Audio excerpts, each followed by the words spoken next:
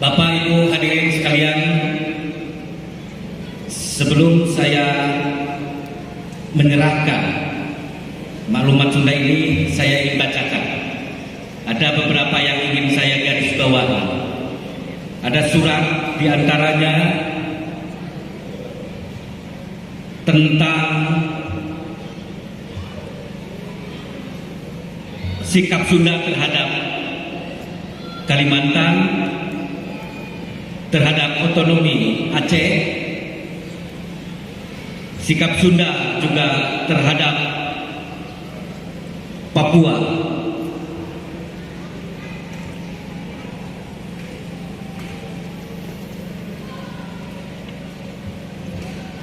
Dan tadi sudah disampaikan juga oleh Pak Andri tentang sikap kita terhadap beberapa provinsi. Tapi yang jelas bahwa sikap kita sudah bulat bahwa Sunda Raya meminta otonomi khusus. Itu sudah bulat. Sudah bulat. Begini, saya ingin ngobrol sedikit saja bahwa ketika Sunda ingin punya Indonesia, itu jalan kaki ke Jogja 3 bulan kan? 3 bulan Sunda jalan kaki ke Jogja.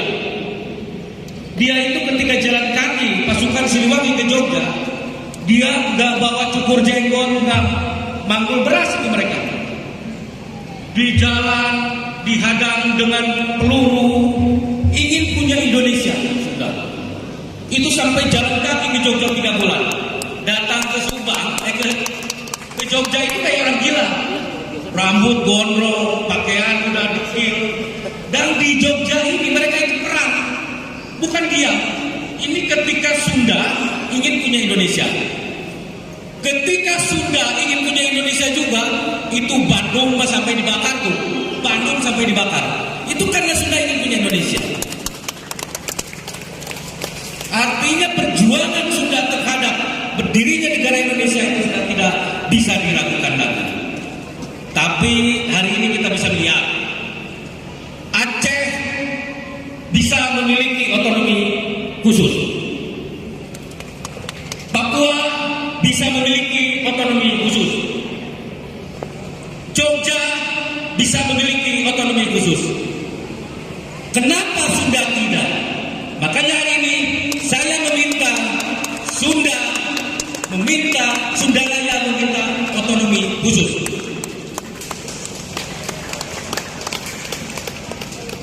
Sebagai bukti kecintaan Sunda terhadap Indonesia.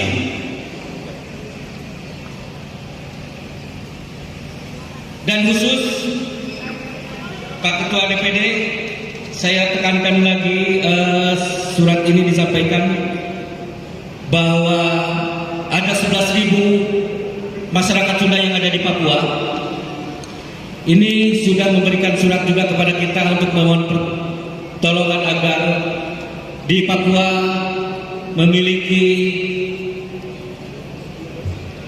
kepemimpinan baru. Karena wakil gubernurnya sudah meninggal dan kemudian harus ada penggantian jabatan. Saya bacakan maklumat Sunda.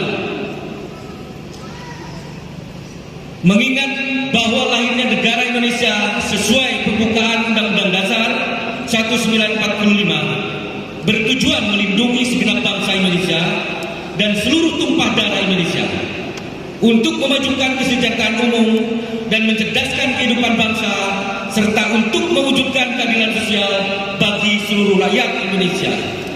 Maka dengan memperhatikan amanat konstitusi Undang-Undang 1945 terutama pasal 18A 1.2, pasal 18 ayat 1.2, pasal 28A, pasal 28C ayat 1,2, pasal 28I ayat 3, pasal 32 ayat 1 dan 2, dan 3 pokok penting amanat konstitusi yang berketerhubungan, yaitu pasal 33 ayat 1, 2, 3 dan 4, pasal 34 1, 2, 3 dan pasal 27 ayat 2. Maka kami Gerakan Pilihan beserta Lembaga Adat Karaton Galuh Pakuan sebagai perhimpunan perjuangan yang mengusung visi Sunda Mulia dan Nusantara Jaya untuk menuju Indonesia Emas tahun 2045 menyampaikan maklumat Sunda sebagai berikut. 1. Menuntut agar kebudayaan Sunda yang terdiri dari tanah, air, udara, serta gunung, hutan, pantai, sungai dan lainnya dikelola dengan pendekatan kearifan lokal yang menentukan pengetahuan lokal dan modern hingga dapat dipastikan menjamin kehidupan yang sejahtera bagi generasi mendatang. 2. Menuntut agar pelabuhan internasional Patimban menjadi pelabuhan yang berbasis agraris dan industri, dan juga meminta agar program serta proyek dan investasi strategis nasional di tataran Sunda harus dipastikan diputuskan dengan kebijakan yang berwawasan lingkungan, afirmatif dan protektif bagi kami rakyat Sunda.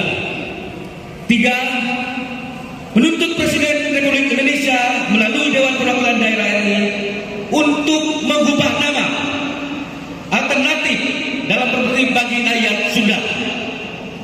Menuntut Presiden Republik Indonesia untuk mengubah nama Provinsi Jawa Barat menjadi Provinsi Sunda.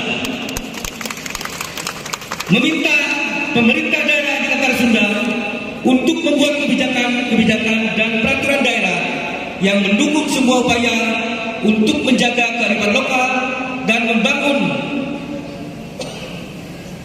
pembangunan yang berpihak kepada alam dan rakyat Sunda.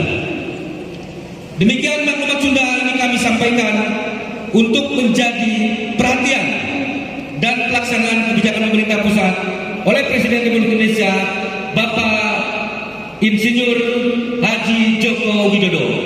Atur nuhun, Subang 2 Februari 2022, Gerakan Pilih Sunda, Andri P. Kartaprawira. 2.